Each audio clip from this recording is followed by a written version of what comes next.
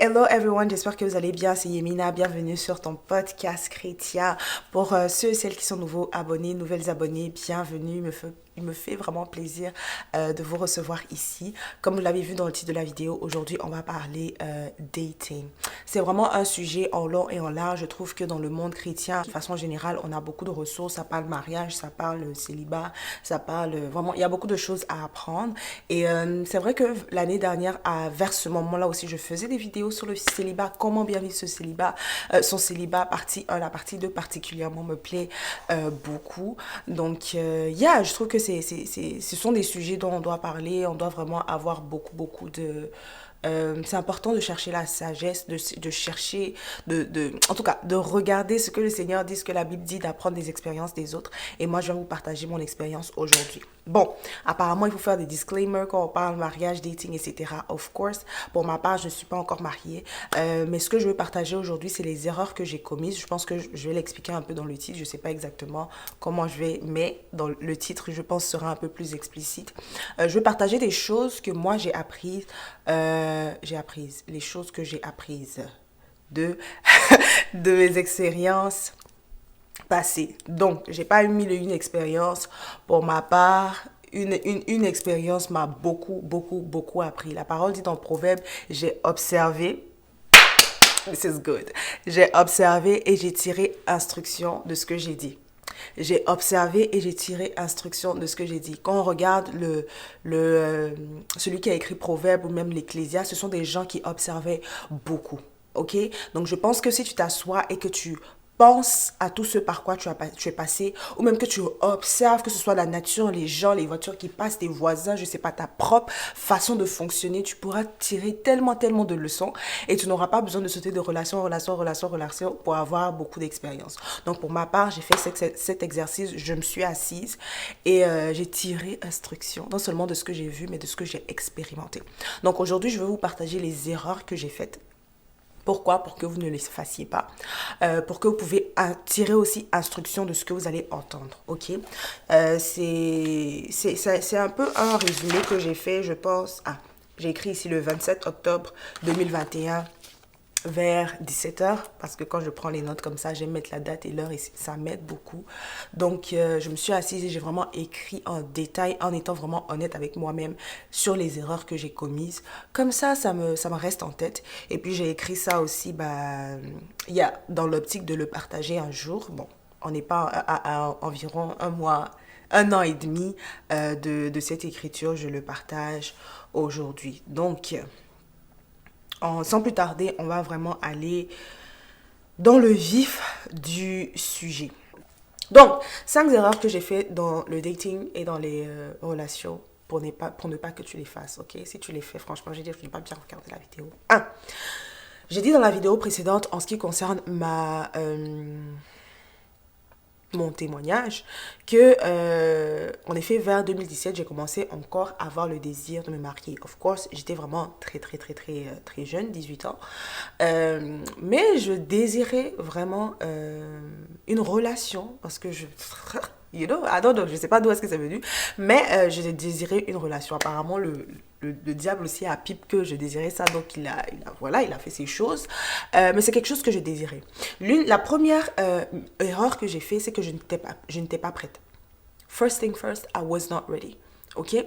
Je désirais une relation, mais je n'étais pas prête pour une relation. Déjà, je ne savais pas comment les relations fonctionnaient, parce que les relations fonctionnent. Une chose que j'ai découverte, c'est que les principes conduisent à des résultats.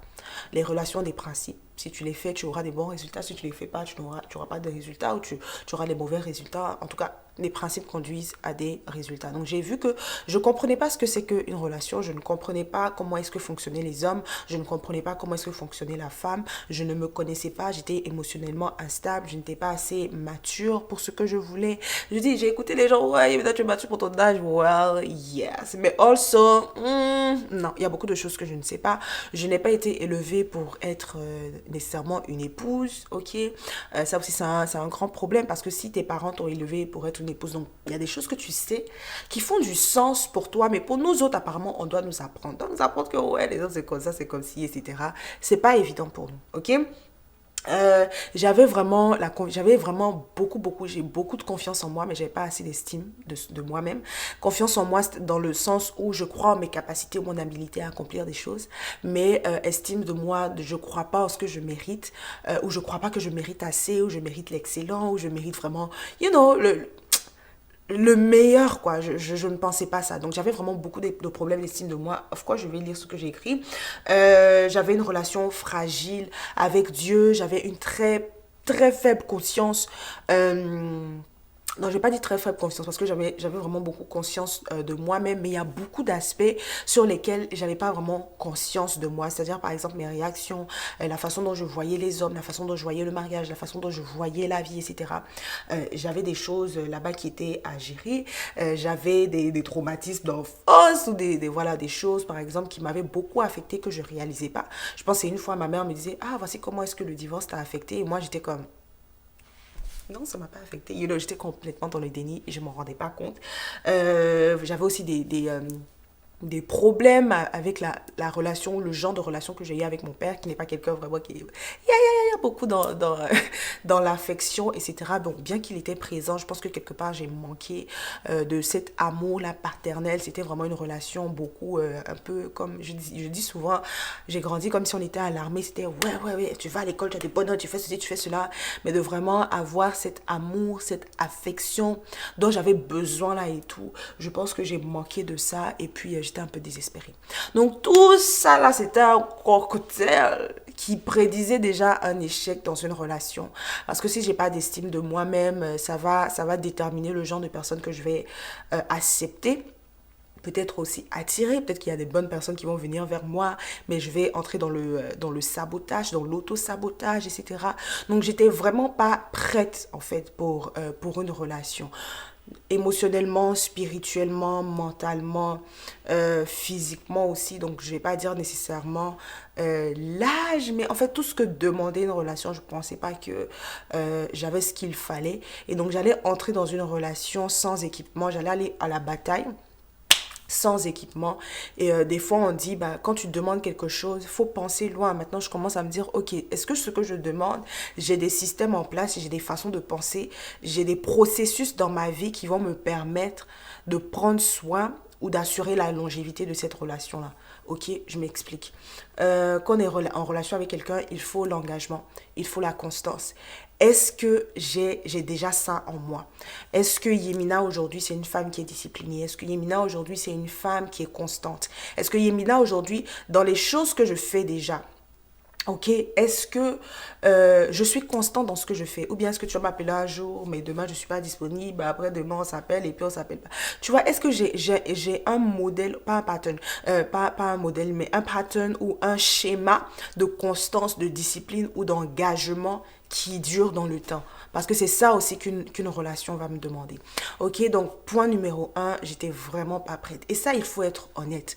Des fois, on est tellement dans le rush, tu penses tellement au but final, je veux cet homme, je veux cette femme, je veux cette relation, je veux ce mariage, etc., que tu ne réalises pas que c'est mieux d'avoir... En fait, la relation finale, ce n'est qu'une étape. La relation, il va falloir la gérer. Il va falloir communiquer, il va falloir avoir confronté, il va falloir avoir des relations, des discussions, des conversations d'adultes. Il va falloir regarder que ça c'est pas bien, ça c'est bien.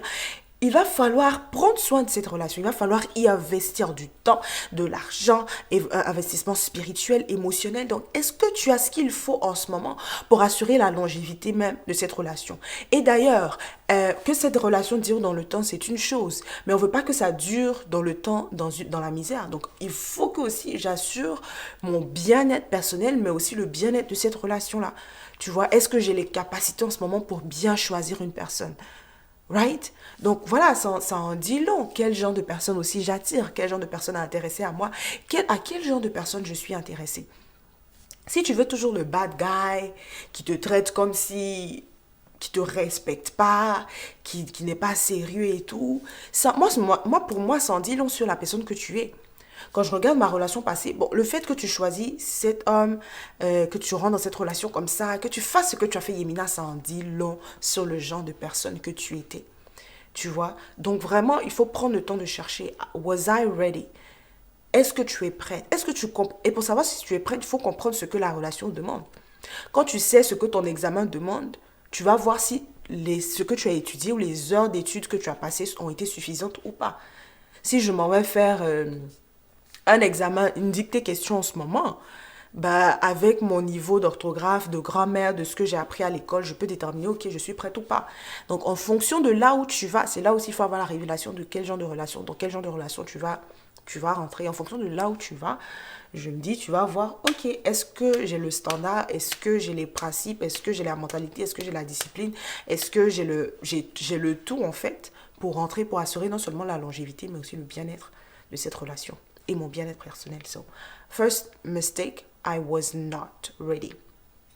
La deuxième chose, qui est aussi en lien avec la première en fait, c'est que je ne savais pas ce que je voulais, je ne savais pas ce dont j'avais besoin. Right? Je disais que je savais ce que je ne voulais pas. Je savais quel genre de personne que je ne voulais pas, mais je ne savais pas ce que je voulais, je ne savais pas ce dont j'avais besoin. La raison pour laquelle c'est dangereux, c'est que tu peux avoir quelqu'un qui n'a pas, c'est-à-dire que supposons que tu as une liste de défauts que tu ne veux absolument pas chez ton futur partenaire.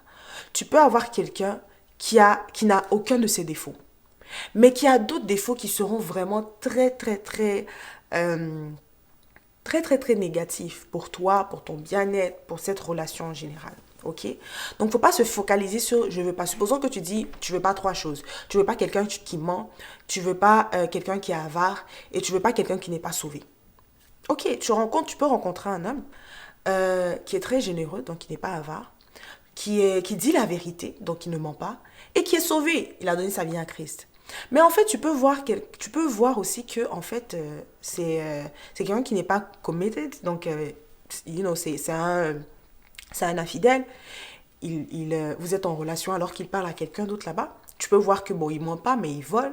Tu peux voir qu'il est sauvé, mais vraiment, il n'a pas de relation avec Dieu active, avec le Saint-Esprit. Son salut, c'est vraiment des lèvres et des... il n'y a pas de transformation réelle du cœur. Ou tu peux voir, par exemple, qu'il est sauvé, mais niveau doctrine, niveau théologie, niveau compréhension de la parole, vous êtes aux opposés. Tu vois, ça peut être quelqu'un, par exemple, qui ne crois pas au baptême du Saint-Esprit, alors que toi, la nuit, tu es rakapapa, sekete, et ça peut poser un problème. Pour d'autres, je ne sais pas, peut-être qu'il y a des personnes pour qui ça ne pose pas un problème, mais pour toi, ça peut être un problème. Donc, en gros, tu vois qu'il n'a pas les défauts que tu ne veux pas voir, mais il a d'autres défauts que toi-même, tu ne savais pas que tu ne voulais pas. Ok? Donc, vraiment, avoir cette révélation du Saint-Esprit par rapport à la personne que tu veux choisir, j'ai vu que, oh, c'est Yemina, c'est important. Il ne faut pas juste savoir ce que tu veux pas. Il faut que le Seigneur t'inspire et te dise aussi ce que tu veux. Ok? Et ce dont tu as besoin. Parce qu'il y a des désirs, c'est vrai, mais il y a aussi des besoins. Tu vois, il y a des gens qui vont dire, par exemple, vouloir quelqu'un de grand, c'est un désir. Mais est-ce que c'est ce dont tu as besoin? Chacun va répondre à sa question. Ok? Donc, c'est ça. Je ne savais pas ce que je voulais. Et je ne savais pas ce dont j'avais besoin. L'autre danger de ça aussi, c'est qu'au final, tout le monde, n'importe quel homme qui vient est un potentiel futur époux. Parce que tu n'as pas cette liste de critères-là pour savoir sélectionner. Je disais à ma soeur que justement, là, dans l'entreprise où je travaille, avant d'accepter un client, il y a une liste de critères. Il y a une liste de documents que tu dois fournir. Si tu n'as pas tout fourni ou si tu ne remplis pas les critères, on ne peut pas t'accepter comme client dans ce département précis. Tu devras aller ailleurs. Pareil pour toi, pour ta vie. Ok, il faut voir, j'ai vu même qu'il faut avoir des critères d'amitié. Il faut se dire, ok, tout homme qui vient, c'est pas nécessairement un futur époux. Ça peut être un partenaire, ça peut être un collaborateur, ça peut être, ça peut être a lot, donc, faut pas être alarmé comme ça, c'est jamais, non. Tout homme qui vient n'est pas nécessairement un futur époux. Et on va en parler peut-être dans le point numéro 5 là-bas. Le troisième point, c'est que je n'étais pas équipée pour ce pourquoi je suis allée, pour la relation dans laquelle je suis allée. Parce qu'en effet, le premier point, je disais, je n'étais pas prête, ok? Mais tu peux être prête pour une relation, c'est-à-dire que, quand je parle de prête, c'est-à-dire que tu es à un bon niveau émotionnel, tu as un bon niveau mental, tu as un bon niveau financier, tu as un bon niveau spirituel, tu es à un bon niveau peut-être dans ta condition physique, qui sait. Yeah, tu es à un bon niveau. Donc maintenant, là, tu es restauré, tu es, tu es ready. Ok? Tu es ready pour entamer le projet d'une relation. Maintenant, une fois que tu es prêt, il va falloir avoir, plusieurs outils, etc. en fonction de là où tu es allé. Et pour le type de relation dans lequel je t'ai allé, je n'étais pas nécessairement prête. Parce que chaque homme est différent, chaque femme est différente, chaque relation est différente. Ok? Aller dans une relation avec un homme qui est dans le ministère, c'est pas pareil qu'aller dans une relation avec un entrepreneur, c'est pas pareil qu'aller dans une relation avec un médecin, c'est pas pareil qu'aller dans une relation avec... Ok? Donc, tu peux être équipé for the man of God, mais tu n'es pas équipé pour le médecin. Tu peux être équipé pour le médecin, mais tu n'es pas équipé pour l'agriculteur qui se réveille chaque jour à 4 heures du matin, il va labourer jusqu'à... Tu peux être équipé, je sais pas moi, pour le maçon, mais tu n'es pas équipé pour l'avocat. Tu n'es pas équipé pour le militaire qui va aller, je sais pas, en Afghanistan, là-bas, 3 mois, ou bien pour le marin qui va passer 6 mois sur la mer, etc. Donc, en fonction du type d'homme que tu vois que tu n'es pas équipé. Tu vois, et ça, c'est une erreur parce que j'aurais dû me rendre compte que, voici un type d'homme, voici un calibre d'homme, voici une personnalité d'homme, voici... Je ne suis pas équipée pour ça.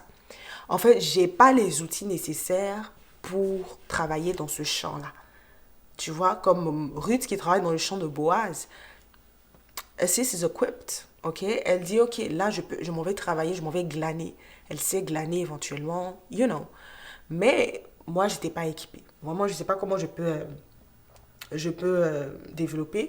J'ai écrit ici que dans mon mindset, dans mon comportement, j'avais en face de moi vraiment like a full man, un homme, mais moi j'étais à beaucoup d'égards encore trop jeune pour ça.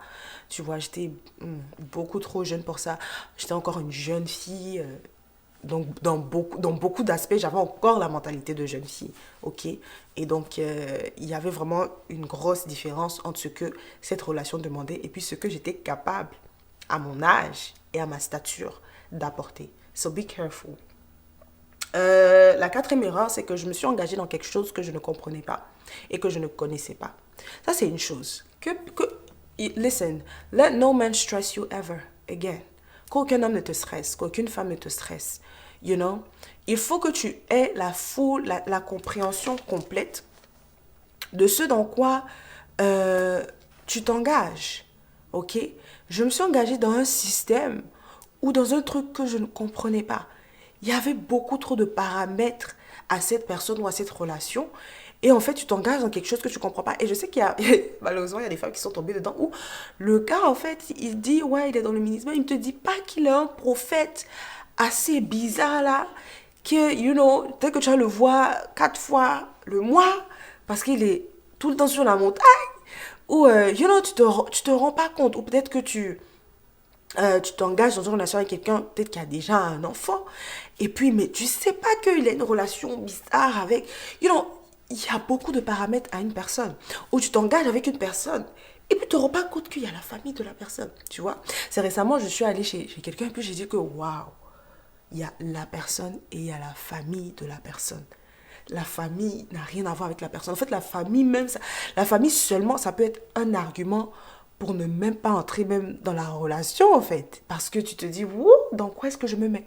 Ça, c'est vraiment la question. Il faut se dire, mais dans quoi est-ce que je me mets? Donc moi, ma troisième erreur, c'est de rentrer dans quelque chose que je ne comprenais pas. C'est arrivé de d'un coup, je me suis dit, dans quoi je me suis mise, en fait? J'ai pas compris le truc. J'ai pas totalement compris. Et peut-être que la personne a pris le temps de t'expliquer. La personne a pris le temps de t'exposer la chose. Mais peut-être que tu n'avais pas saisi. Tu n'avais pas bien compris, tu vois. Donc vraiment, c'est important de savoir dans quoi tu te mets. Dans quelle famille, avec quel genre d'individu. Tu vois, dans quel genre de relation. Dans quel genre de dynamique cette relation-là va avoir. It's important to know, sis. Là, oh, ça c'était la quatrième chose. Ok. La cinquième erreur, c'est que je ne pouvais pas donner ce qui m'était demandé. J'avais pas en moi ce qui m'était demandé. Et voici le truc, c'est que chaque homme va te donner un deal. C'est la façon dont je l'ai compris. Chaque homme va te donner un deal. Dans le sens où il va te dire, par rapport à mon point précédent, bah, voici dans quoi est-ce qu'on va s'engager. Voici comment je fonctionne.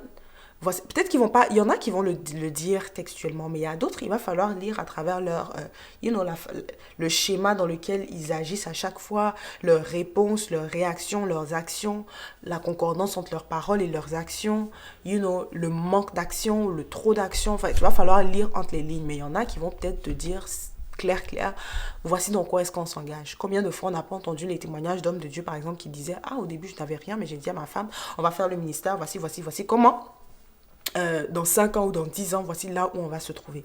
Donc, chacun va te donner un deal par rapport à ce à quoi tu dois t'attendre dans la relation. Tu vois que dès le début, il n'est pas constant, dès le début, il n'est pas sérieux.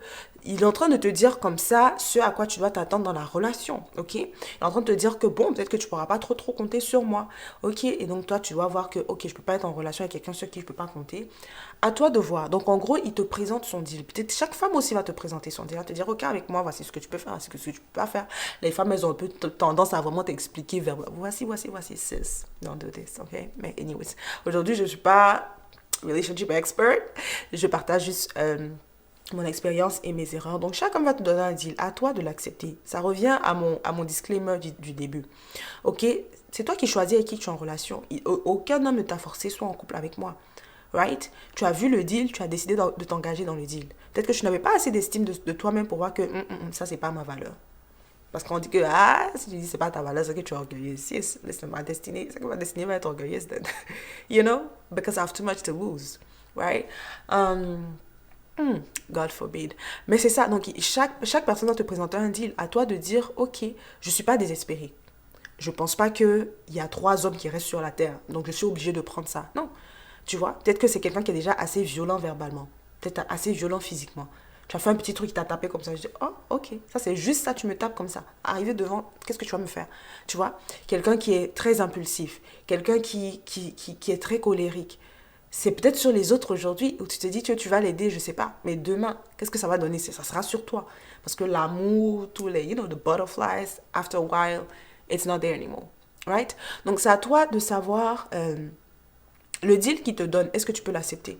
Pareil, comme les femmes qui disent aujourd'hui, moi, je veux pas être femme de galère, etc. Tu as décidé que tu veux pas accepter ce deal-là. Ok? Donc, les hommes, ne soyez pas vraiment amers et tout. Si elle veut pas l'accepter, elle veut pas l'accepter. Right?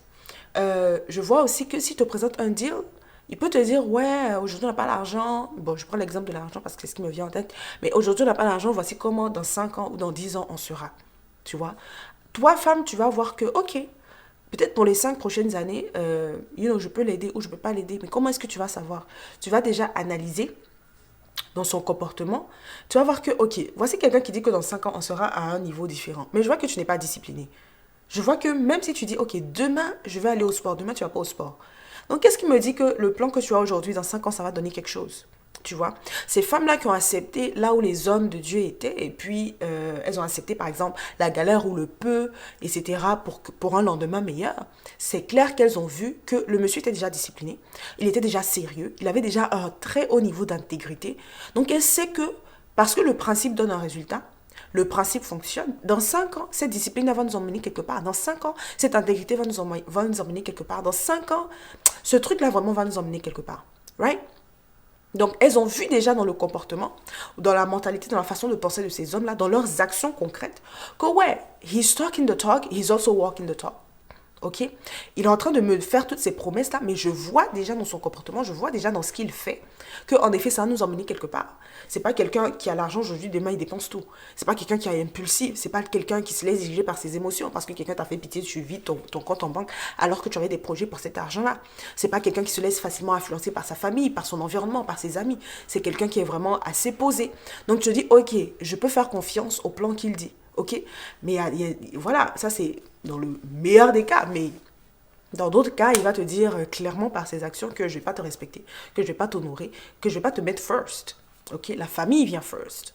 Donc à toi de voir, c'est pas toujours blanc et noir, c'est pas genre j'accepte ou j'accepte pas.